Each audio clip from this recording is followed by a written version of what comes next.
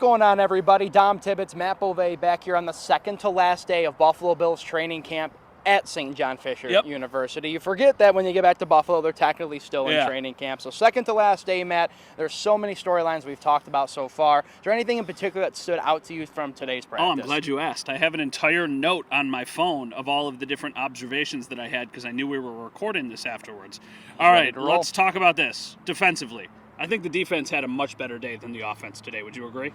I would agree. Definitely in the second half of practice. I think early on in the 7-on-7 portions in the early team drills, I thought the offense was looking very good. Very minimal times did I really see like the ball hit the ground. Not that like the drop issue we talked a lot about wasn't prevalent, but the second half, the defense was on fire. All right, KJ Hamler. KJ Hamler is another guy that I specifically wrote down because when the Bills released their first depth chart, which is nonsense, by the way, it's not that big of a deal, but he was listed as the primary number one kick returner, punt returner. So to me, there is a way for him to make the roster. And then offensively, I think he had a nice day. He had a touchdown behind us from Mitch Trubisky. He had a couple catches mixed in there. He's a player to me who is trending in the right direction. The only thing with Hamler I've noticed, it's just been inconsistent. Like he has his good days, he has his bad days. I've seen practices where KJ Hamler looks like a guy who could push Khalil Shakir for that roster spot, right? Kind of assuming they kind of had the same role in the offense. But then there's days where I'm like, oh, man, this guy has a really tough uphill battle. So I think maybe it's just him getting back into a groove and finding his rhythm with this offense. But again, special teams, if you're a fringe roster guy, that's how you make the roster. And based off the depth chart, which, again, that's like Matt said, it means literally nothing at this point. It's a good sign if you're a KJ Hamler person that bought a lot of stock in him to at least see him in this role. Inconsistent. I feel like that's also the word we could use for Tyler Bass. On a scale of 1 to 10, 10 being incredibly concerned the sky is falling, 1 being I'm not all concerned. Where are you with Tyler Bass? 6.5. Okay, I was going to say 6. Yeah. So we're close. So for perspective, 8 field goal attempts today. He made 6 of them. Percentage-wise, that's not great. No. I mean, you want him to be like an 85-90% guy. He's facing minimal to no rush. Yeah. You know, the weather, it's pretty good conditions. It wasn't that windy today. Little windy. You could judge that off of our hair. Not that much product needed to keep our hair in place. Ka-chow. He did miss 2 that were about 50 yards, but the distance has never been the issue for him. He's got the leg that he can make 60-yard kicks. So it's not something to be concerned with overly just yet, but it is in the back of my head because I still keep thinking about the way last season ended. Well, and that's what's hurting Tyler Bass right now. He's always going to have that looming as a cloud over his head. So he has to play above Tyler Bass level. We've seen Tyler Bass play at the level that warrants that big money that he got in his recent contract. But he has to play above that now because all fans are going to think about is what happened in that divisional round game against Kansas City. And then I talked about this with our friend Alina Getzenberg from ESPN on Sunday. I think about that horrible shank kick in the blue and red scrimmage.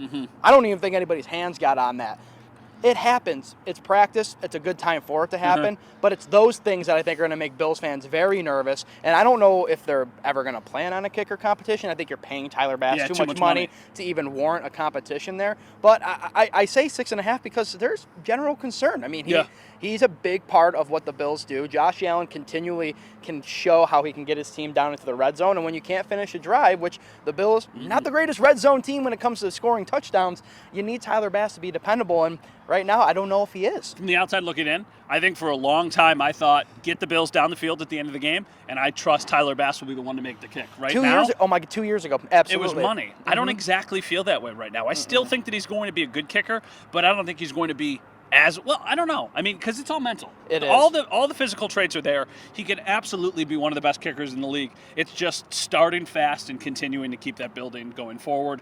The other things that I had in my notes, running backs. I feel like a little bit of a day slipping in the wrong direction for James Cook and in the right direction for Ray Davis. James Cook, 2 occasions where he had the ball punched out of his hands. One of them might have been a touchdown. We're talking about the touchdown fumble like in that corner. He caught a pass from Josh Allen down the seam, caught it, ran into the end zone, and then the ball gets punched out. Now, from our vantage point, it looks like he might have already been in the end zone because the defense is just doing that anyway. They're trying to get the ball out. Yeah. But then later in practice, he had one that would legitimately, definitely have been a fumble that Damar Hamlin punched out. So with the drops he's already had at training camp, you can't let the ball hit the deck, and it happened multiple times today. And that's something that's plagued Ray Davis, and Ray Davis has not let that happen in the last couple of practices too. this is James' spot to lose. Oh, for sure. It's not like Definitely. we're saying James Cook is not going to be the starting running back, but it puts that much more stock on a Ray Davis right now, who has Ty Johnson injured. Ty Johnson, again, going back to that depth chart, just remember, it means nothing. Ty Johnson's listed as their second running back, but he's injured, so it's Ray Davis. So Ray Davis is getting a lot of those 1-2. I saw him taking a lot of handoffs from Josh Allen to start practice today. So all the good things for Ray Davis in terms of like where you want to see his stock go. It's kind of been a common theme. Like the fumbles have plagued a lot of the running backs. I think of the drop passes plaguing the wide receivers. Maybe those are just the growing pains of a totally kind of new face to an offense that maybe alleviate themselves throughout the preseason as we get into the early part of the regular season. I don't know, but can we also bring up too, since you mentioned Damar Hamlin, he had a good day today. He had a good day today. I think the entire fumble secondary. and an interception too on Josh Allen. Damar Hamlin, I think, has had a good day. I thought Russell Douglas had a good day. Taron Johnson had an exceptional day. He is so good. I'm thinking. I don't know which play you're maybe thinking. I'm thinking of the when they were doing one-on-ones, and he locked up Dalton Kincaid on a beautifully thrown ball from Josh to like basically only where you think Dalton could get it, but Taron just had such good positioning, broke it up, and it was something that the whole defense celebrated. Let's close with this. Does Josh Allen play at all during the preseason? Yes or no? I think he sees a quarter in the final game. Was it Carolina? Yeah. The home against Carolina. Yeah. I think he sees a quarter against Carolina. I don't think he plays. And I think that he gave a little hint of that today when he was asked if he thinks he needs to play or wants to play. And he says he doesn't think he needs to.